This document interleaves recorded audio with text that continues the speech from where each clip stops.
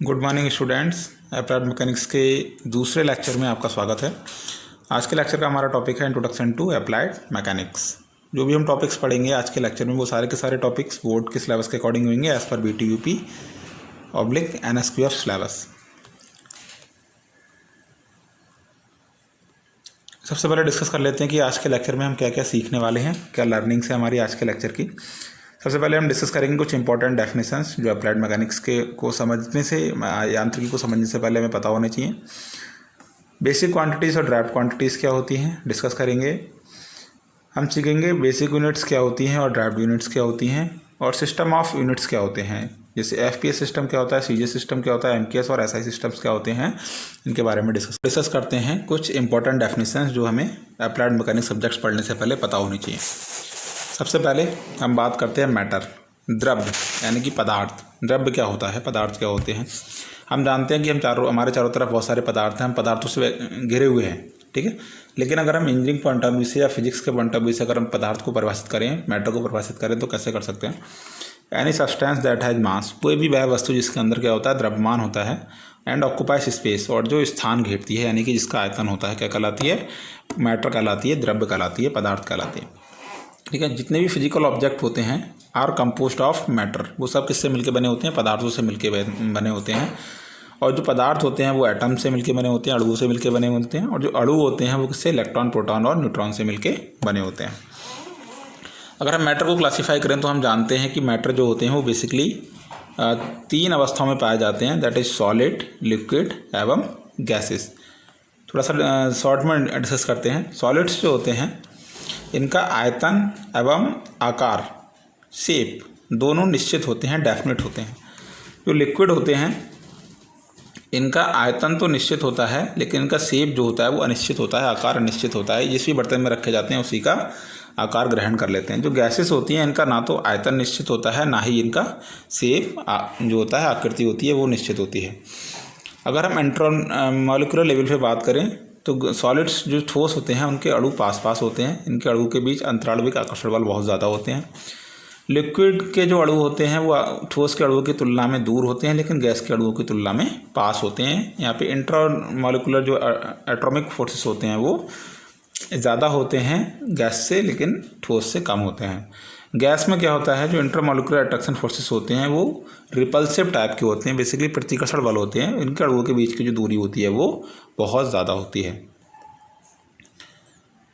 अब हम बात करते हैं द्रव्यमान। द्रव्यमान क्या होता है, the quantity of matter possessed bye a body is called मास, यानी कि किसी भी बॉडी के अंदर निहित पदार्थ की मात्रा, कितनी मात्रा उस बॉडी के अंदर किसी पदार्थ की है वो क्या कहलाती है, उस बॉडी का द्रव्यमान कहलाती है, उस पिंड का द्रव्यमान कहलाती है, मास कहलाती है।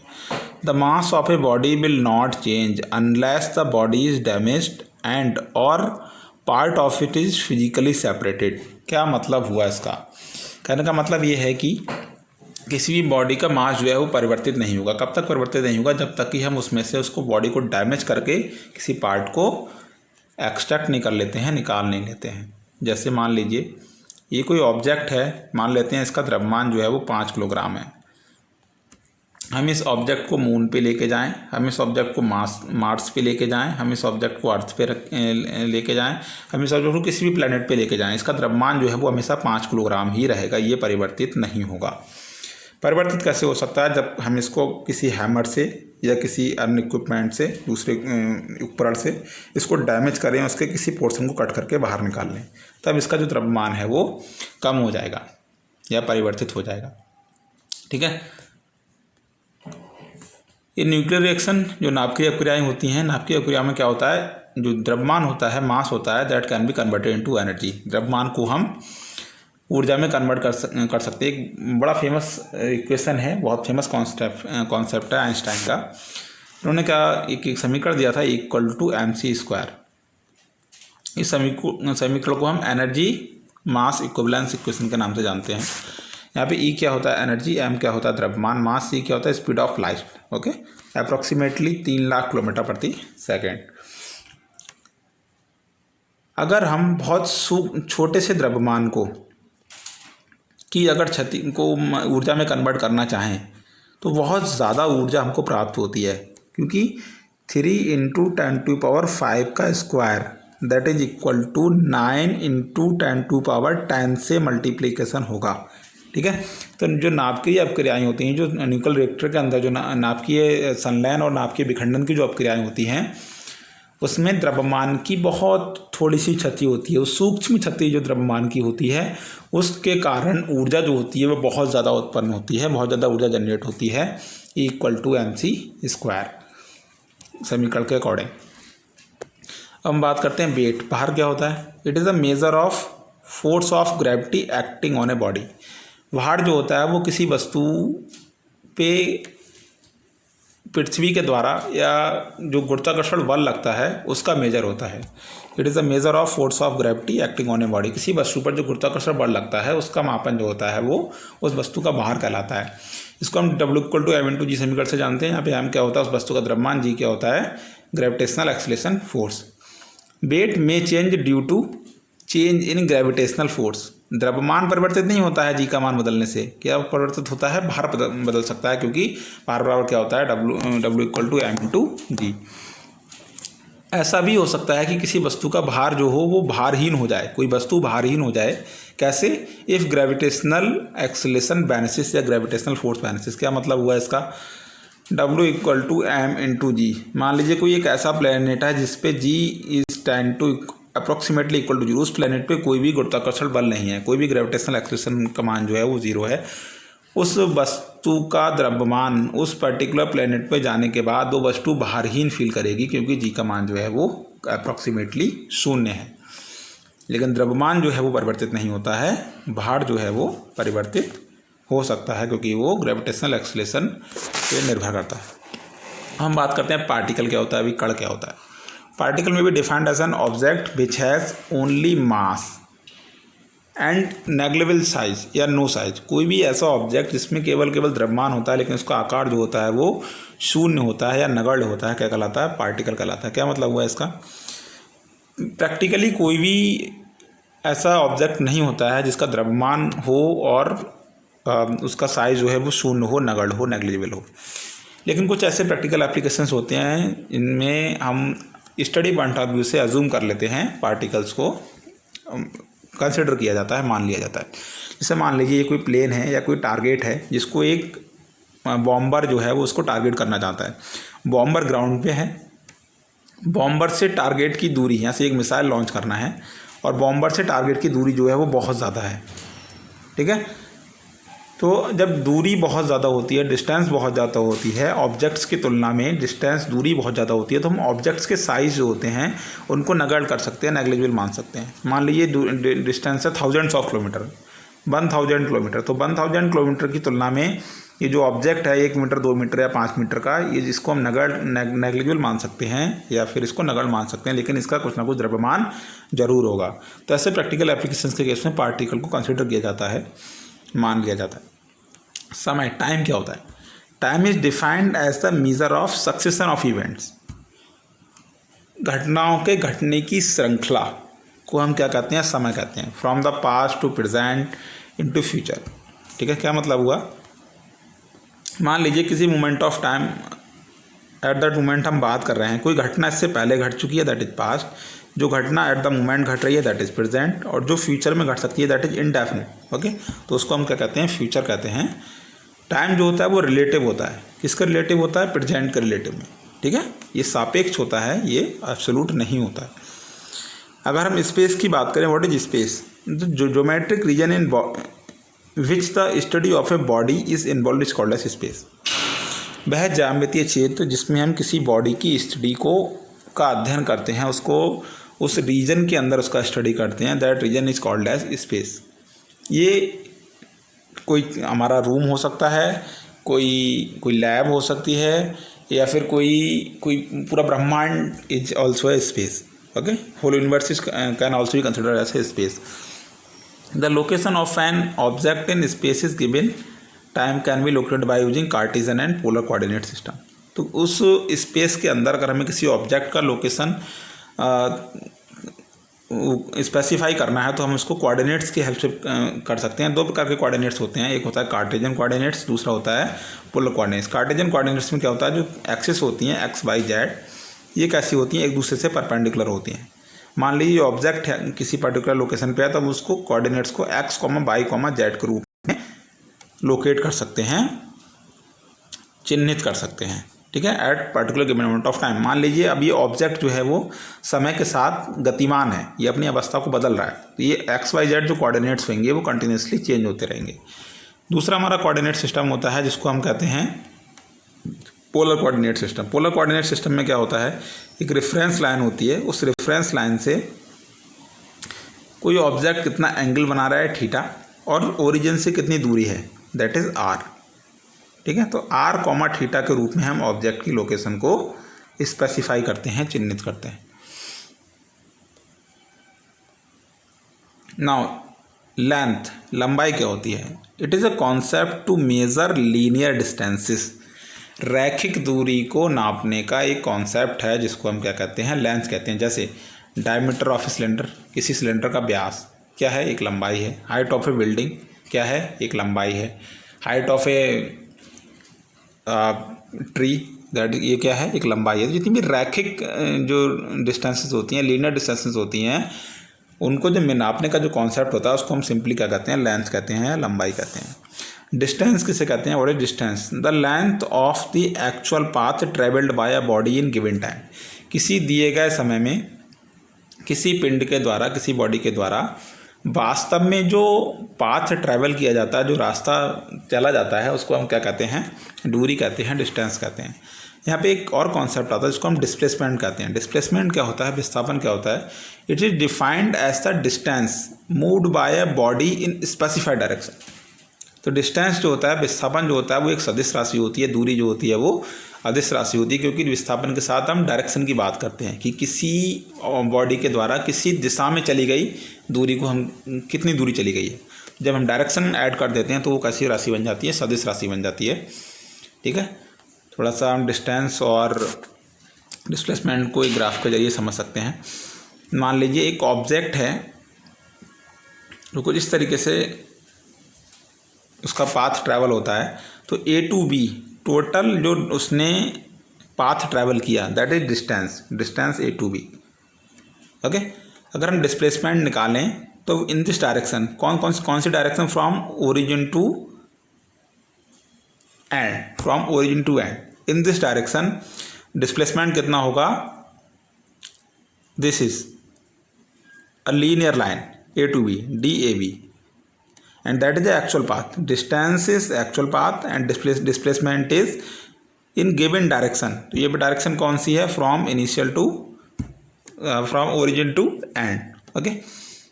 एक और आप डायरेक्शन डिस्प्लेसमेंट को और अच्छे से समझ सकते हैं।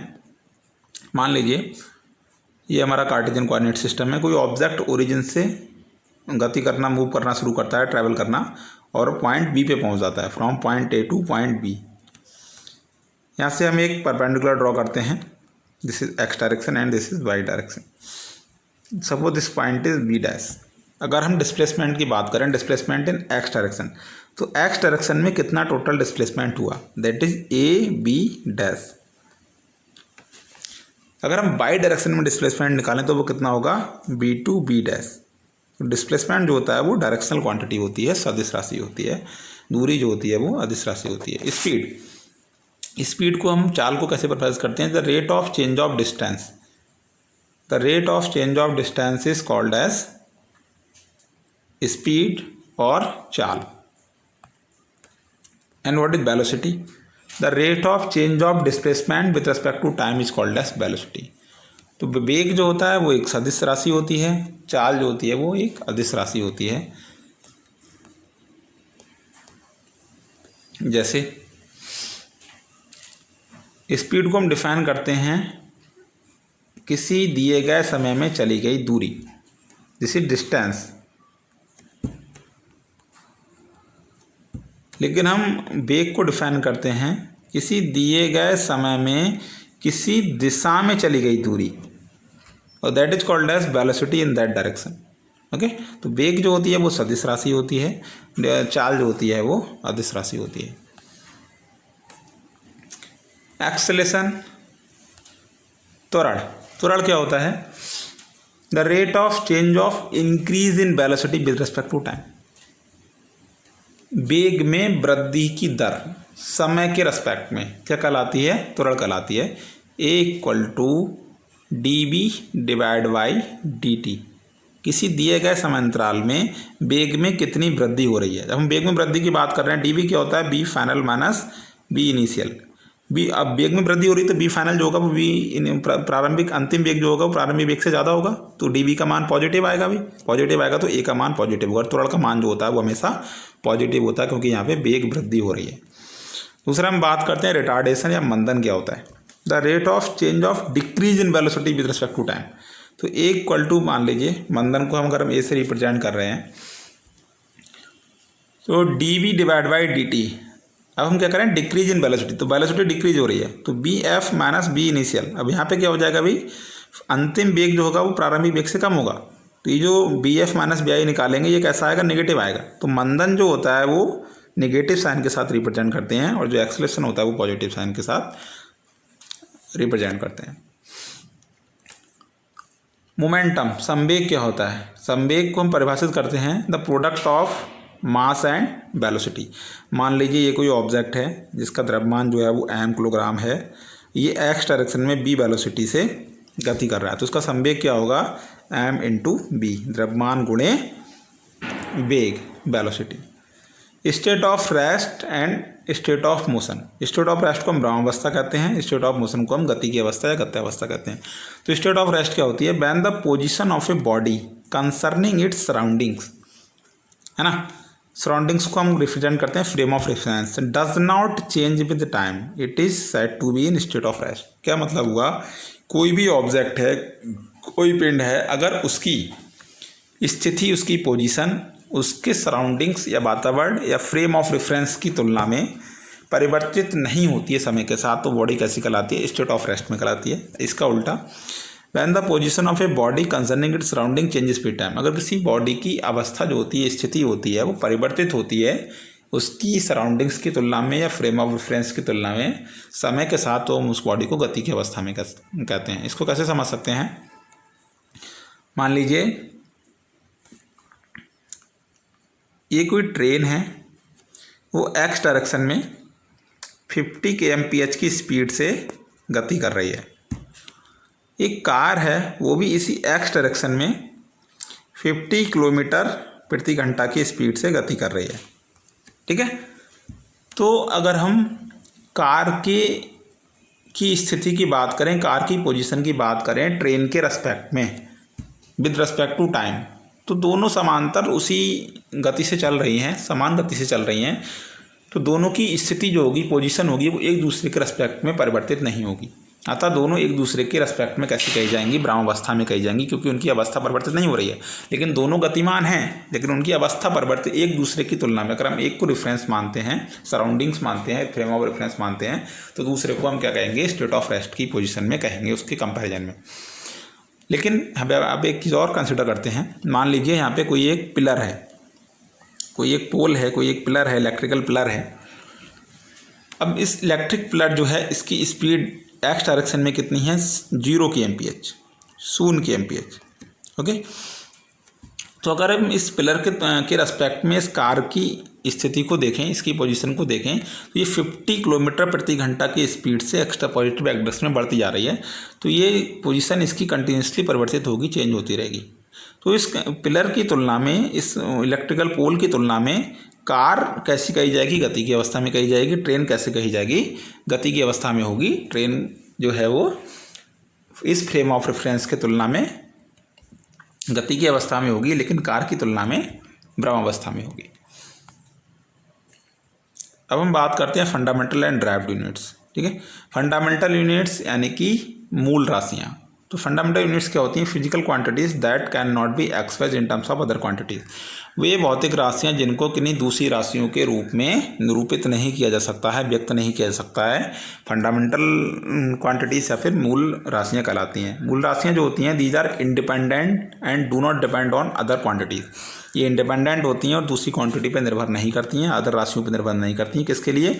फॉर मेजरमेंट, अपने मापन के लिए। जैसे द्रव्यमान को नापना है तो हम उसको किलोग्राम में ही नापेंगे। समय और टाइम को, लंबाई और समय और चार्ज को जिसे हम द्रव्यमान को नहीं नाप सकते। लेंथ, लंबाई को नापना है तो हम केवल लंबाई को ही एब्सोल्यूटली नाप पाएंगे, द्रव्यमान या समय को नापने से लंबाई नहीं नापी जा सकती है, ठीक है। Electric charge, current, temperature, luminous intensity, amount of substance, पदार्थ की मात्रा, ये कैसी हैं? 7। ये 7 जो क्वांटिटीज़ हैं, mass, length, time, electric current, temperature, luminous intensity and amount of substance, ये क्या कहलाती हैं? मूल राशियाँ कहलाती हैं, बेसिक राशियाँ। ड्राफ्ट क्वांटिटीज़ क्या होती हैं? Physical quantities that can be express in terms of fundamental quantities. वे सभी भौतिक राशियाँ जिनको हम मूल राशियों के रूप में व्युत्पन्न कर सकते हैं, रिप्रेजेंट कर सकते हैं, ड्राफ्ट यूनिट्स कहलाती हैं, ड्राफ्ट क्वांटिटीज़ कहलाती हैं, व्युत्पन्न राशियाँ कहलाती हैं, ठीक है। जैसे एरिया, जैसे वॉल्यूम, जैसे स्पीड, डेंसिटी, एक्सीलरेशन। अगर हमें व्युत्पन्न राशियों का मापन करना है, इनको मापना है, तो हमें फंडामेंटल क्वांटिटीज़ को मापना पड़ेगा। फंडामेंटल क्वांटिटीज़ मूल राशियों को माप के हम ड्राफ्ट क्वांटिटीज़ व्युत्पन्न राशियों को माप सकते हैं। अब हम बात करते हैं यूनिट्स की। यूनिट्स 2 तरीके की होती हैं, basic units and derived units, ठीक है, मात्रक, ठीक। बेसिक यूनिट्स या बेस यूनिट्स, ये जो होती हैं, these are the fundamental units of SI system, ठीक है, इंटरनेशनल स्टैंडर्ड जो सिस्टम होता है, used for the measurement of fundamental quantities. इनको फंडामेंटल क्वांटिटीज़ के मेजरमेंट के लिए यूज करते हैं। जैसे 7 बेसिक क्वांटिटीज़ होती हैं, जैसे मैंने आपको बताया, लेंथ, इसको कैपिटल एल से, इसकी जो विमीय रूप होता है उसको कैपिटल एल से रिप्रेजेंट करते हैं। मास कैपिटल एम से, टाइम कैपिटल टी से, इलेक्ट्रिक करंट आई से, टेम्परेचर को थीटा से रिप्रेजेंट करते हैं in SI system. Amount of substance को कैपिटल एन से, ल्यूमिनस इंटेंसिटी, ज्योति तीव्रता को कैपिटल जे से। इसका यूनिट क्या होता है? लंबाई का मीटर, मास का किलोग्राम, टाइम का सेकेंड, इलेक्ट्रिक करंट का एम्पियर, टेम्परेचर का केल्विन, अमाउंट ऑफ सब्सटेंस का मोल, कैंडेला का सीडी। ये इनके सिंबल्स हैं, ओके। इसके अलावा एसआई सिस्टम में 2 सप्लीमेंट्री या पूरक मात्रक होते हैं, ठीक है। पूरक मात्रक कौन कौन से होते हैं? कोण का मात्रक होता है जिसको हम रेडियन कहते हैं, RAD, रेडियन। और सॉलिड कोण, जो घन कोण होता है उसका मात्रक होता है स्टेरेडियन, उसको ST से रिप्रेजेंट करते हैं, ठीक है। तो ऐसा सिस्टम में 7 मूल मात्रक होते हैं और 2 पूरक मात्रक होते हैं। ड्राइव्ड क्वांटिटीज, ड्राइव्ड यूनिट्स क्या होते हैं? व्युत्पन्न मात्रक। All other units except base units, these are, जितनी भी अन्य मात्रक होते हैं एक्सेप्ट बेस व्युत्पन्न मात्रक, वो सारे के सारे मात्रक क्या कहलाते हैं? व्युत्पन्न मात्रक कहलाते हैं, ड्राइव्ड यूनिट्स कहलाते हैं। These are the algebraic combination of base units. ये जो होते हैं वो एल्जेब्रिक कॉम्बिनेशन होते हैं, किसके? गणितीय रूप होते हैं, किसके? मूल मात्रकों के, बेस यूनिट्स के, ठीक है। जैसे कुछ एग्जांपल हैं इसके। नेम ऑफ क्वांटिटी, जैसे कि फोर्स अगर और वेट की अगर हम बात करें तो इसकी ऐसा यूनिट क्या है? न्यूटन। इसका सिंबल क्या है? Capital N। इसका एक्सप्रेशन क्या होगा? किलोग्राम मीटर प्रति सेकंड स्क्वायर। अगर हम फ्रिक्वेंसी की बात करें तो फ्रिक्वेंसी की यूनिट क्या होगी? हर्ट्ज। इसको हम HZ से रिप्रेजेंट करते हैं। इसका एक्सप्रेशन क्या होगा? पर सेकेंड। अगर हम इलेक्ट्रिक चार्ज की बात करें तो इलेक्ट्रिक चार्ज